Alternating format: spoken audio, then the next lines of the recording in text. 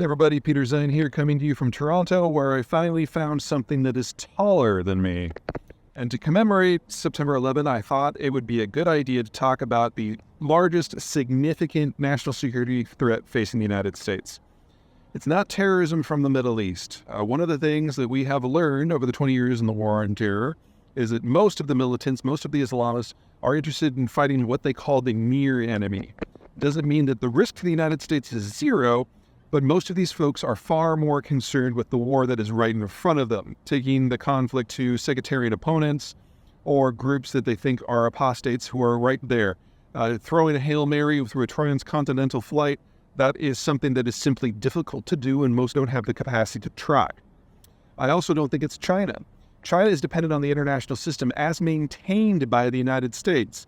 And even if Chairman Xi Jinping's cult of personality decides to pull the trigger on a war with, say, Taiwan, the United States is not going to engage within sight of the Chinese mainland. It's going to pull back and shut off Chinese trade. And since the Chinese import the vast majority of their energy and the inputs necessary to grow their own food, the result would be a massive famine and a deindustrialization would crush China as a country within a year.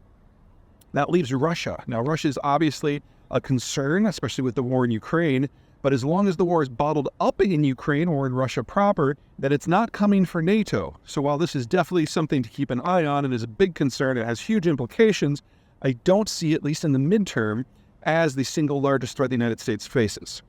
I think that's closer to home, because in the United States right now, we've got over 300 top military professionals who can't even qualify for their security clearances, making it impossible for them to get the information that they need to plan for whatever's next. We have hobbled ourselves, or more to the point, a specific individual in Congress has done the hobbling. Senator Tuberville of Alabama has put a blanket hold on the nominations, on the confirmations of all military personnel as part of a tiff within the culture war.